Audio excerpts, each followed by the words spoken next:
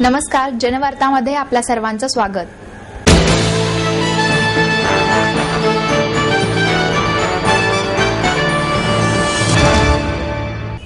गेल्या 2 दिवसापासून पाणी पुरवठा न केल्याने पोलीस वसाहतीतील त्रासलेल्या महिलांनी रास्ता रोको केला।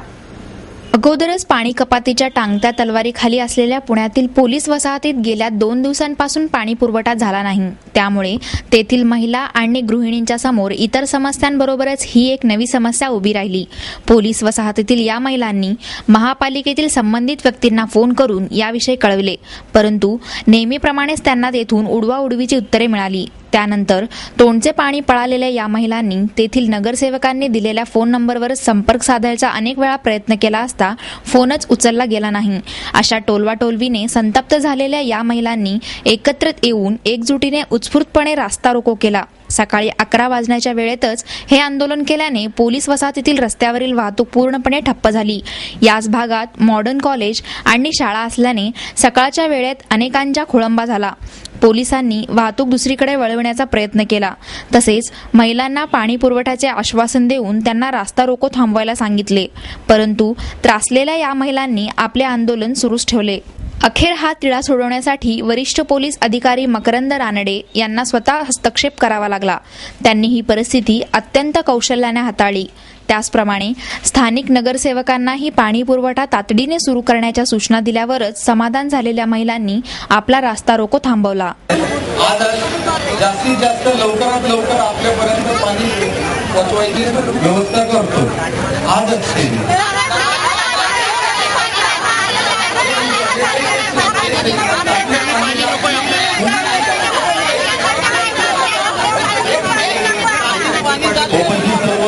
त्यांनी मध्यस्थी करून दहाची जी लाईन आहे त्या मारून आपल्या पाणी देण्याचं आश्वासन दिलंय। ऐकून घ्या ताई, मी तुमच्यासाठी बोलतोय, ऐकून घ्या।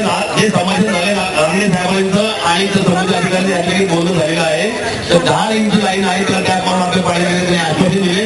आता आपण आजचा दिवस काय करूया की संबंधित जे टँकर आहे त्याचं पाणी पुरवठा त्यामुळे टाकीतून पाणी पुरवठा आजच्या आज ते करून देत आहे आणि बाकीचं रेग्युलर पाणीसाठी टॅपचं काम करण्यासाठी संबंधित नगरसेवक अधिकारी वर्गाने राहणे साहेब सुद्धा थांबणार आहे, तरी कृपा करून सर्वांनी विनंती। त्यांचं अडचणी होतात, मला तुमचं सगळं म्हणणं मान्य आहे, परंतु आता रस्त्यावर बसून प्रश्न सुटणार आहेत का?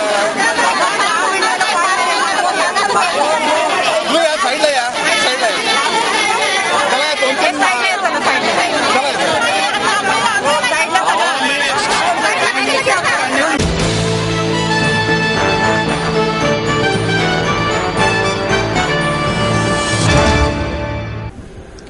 भिडेवाड्याचे राष्ट्रीय स्मारक होण्यासाठी महानगरपालिकेकडून अपेक्षित ती सर्व मदत केली जाईल, असे आश्वासन स्थायी समितीचे अध्यक्ष बाबूराव चांदेरे यांनी दिले।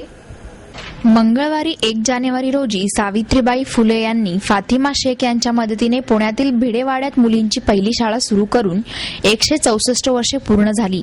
या पार्श्वभूमीवर आयोजित करण्यात आलेल्या जाहीर सभेत ते बोलत होते। यावेळी ज्येष्ठ सामाजिक कार्यकर्ते डॉक्टर बाबा आढाव, सावित्रीबाई फुलेंच्या शाळेतील शिक्षिका हिरा चिपळूणकर, नितीन पवार इत्यादी उपस्थित होते।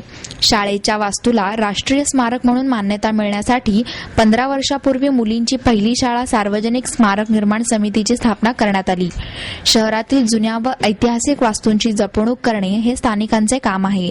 शिक्षणाची परंपरा असलेल्या भिडेवाड्याचे राष्ट्रीय स्मारक होण्यासाठी महानगरपालिकेकडून अपेक्षित ती सर्व मदत केली जाईल, असे आश्वासन बाबूराव चांदेरे यांनी दिले।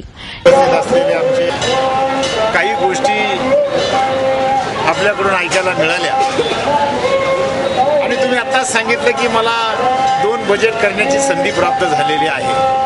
त्याचं एक बजेट सादर करून त्याचं इम्प्लिमेंट सुरू आहे आणि 2013-14चं अंदाजपत्रक मी स्वतःच आणि माझे सर्व सहकारी तयार करणार आहे।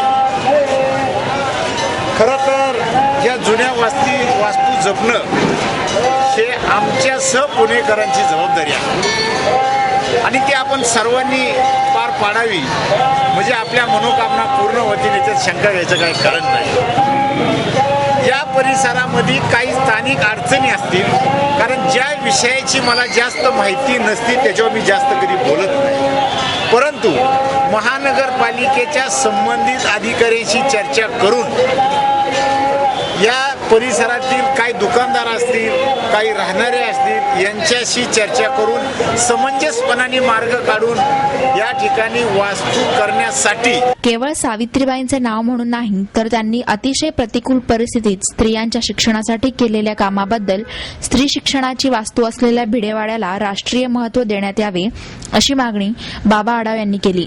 तर 33 वर्षे या शाळेत शिक्षिका म्हणून काम केलेल्या हिराताई म्हणाल्या, मुलींना कमी न लेखता मुलाइतकेच महत्त्व देणे महत्त्वाचे आहे. आत्ताच्या काळात मुलींना शिक्षणाबरोबरच संरक्षणाचे धडे देण्याची गरज निर्माण झाली आहे. शिक्षा दिन म्हणून 1 जानेवारीचा दिवस साजरा व्हावा अशी इच्छाही त्यांनी यावेळी व्यक्त केली. या सभेमध्ये हमाल पंचायत, मोलकरीण संघटना, कागद काच पंचायत, बांधकाम मंजूर संघ, रिक्षा पंचायत इत्यादी संघटना सहभागी झाल्या होत्या.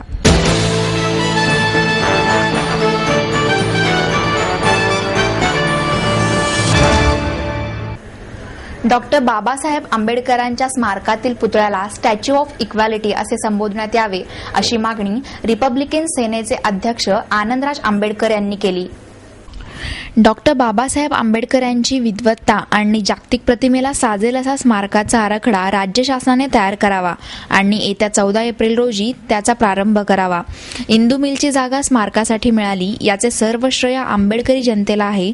त्याबाबत कोणीही पाठ थोपटून घेऊ नये असा चिमटाही त्यांनी यावेळी काढला.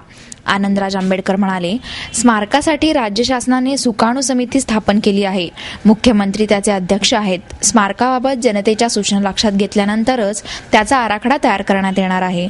मात्र ही प्रक्रिया तात्काळ पूर्ण होणे आवश्यक आहे. या स्मारकासाठी 400 ते 500 कोटी रुपयांचा खर्च अपेक्षित आहे. डॉक्टर बाबासाहेब आंबेडकरांनी समतेचा पुरस्कार केला. त्यामुळे स्मारकातील आंबेडकरांच्या पुतळ्याला स्टॅच्यू ऑफ इक्वॅलिटी असे संबोधित करण्यात यावे अशी मागणीही त्यांनी केली. पुण्यातील मातोश्री रमाबाई आंबेडकर यांचा पुतळा महापालिकेने येत्या 26 जानेवारी पूर्वी बसवावा असेही त्यांनी सांगितले. स्मारकाचा निर्णय होताना शरद पवार शेवटच्या क्षणी दिसले. स्मारकाला तत्वता मान्यता देतानाही ते हजर नव्हते अशी टीका त्यांनी केली. आपण महाराष्ट्र सरकारतर्फे जेवढे सर्व मंत्री आणि इतर सर्वांचा पाठिंबा होता, सर्व पक्षांचा पाठिंबा होता, तो शरद पवार साहेब शेवटच्या क्षणी मला तिथे दिसले.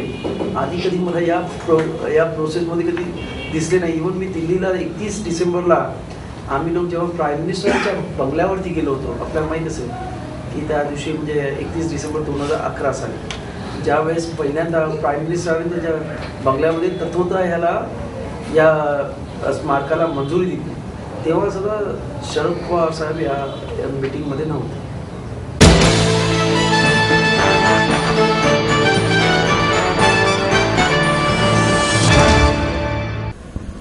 सत्यशोधक नाटकाच्या 100व्या प्रयोगानिमित्त विशेष अंकाचे प्रकाशन करण्यात आले. आम्हाला नाटक काय असतं तेच माहीत नव्हते. अनाडी असल्यामुळे ज्योतिबा आणि सावित्रीबाई माहीत नव्हत्या. रस्ता झाडणे, चूल आणि मूल या पलीकडे आमचे आयुष्यच नव्हते असे अनुभव सत्यशोधक या नाटकातील कलाकारांनी सांगितले.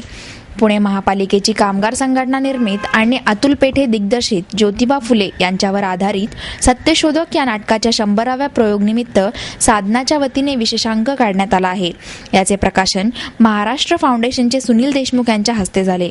पुणे महापालिकेच्या सफाई कामगारांनी या नाटकात काम केले. यापैकी बहुतेक कलाकार निरक्षर आणि आर्थिकदृष्ट्या मागासलेल्या वर्गातील आहेत. कलाकार अमृता मोरे यांचे पती संदीप मोरे आणि त्यांची 6 वर्षाची मुलगी श्रेया यांनीही या नाटकात काम केले आहे. अनुभवाबद्दल बोलताना अमृता म्हणाल्या, मला बाहेरच्या विश्वाबद्दल काहीच माहिती नव्हते. कधी नाटक पाहिले नव्हते. ते काय असतं हेही मला माहिती नव्हतं. पण सत्यशोधकमुळे मला ही संधी मिळाली. श्रेयाला कांजण्या झाल्या होत्या तरी सुद्धा ती नाटकाचे प्रयोग करत होती. पतीमुळे नाटकात काम करण्याची प्रेरणा मिळाली. सावित्री भिसे म्हणाल्या, मी गेल्या 30 वर्षापासून सफाई कर्मचारी म्हणून काम करत आहे. मी अनाडी आहे, त्यामुळे मला ज्योतिबा सुद्धा माहीत नव्हते. या नाटकाने माझे आयुष्य समृद्ध केले. दिग्दर्शक अतुल पेठे म्हणाले, स्वतःवरचा विश्वास वाढावा यासाठी या नाटकाचा घाट होता. अनुभव देणारे आणि घेणारे असे नाटक हे एक माध्यम आहे. या माध्यमाला अनेक आयाम देता यावेत म्हणून मी चळवळीशी बांधला गेलो. नाटकाचे लेखक गोपू देशपांडे, मुक्ता मनोहर, डॉक्टर नरेंद्र दाभोलकर यांची मुख्य उपस्थिती होती.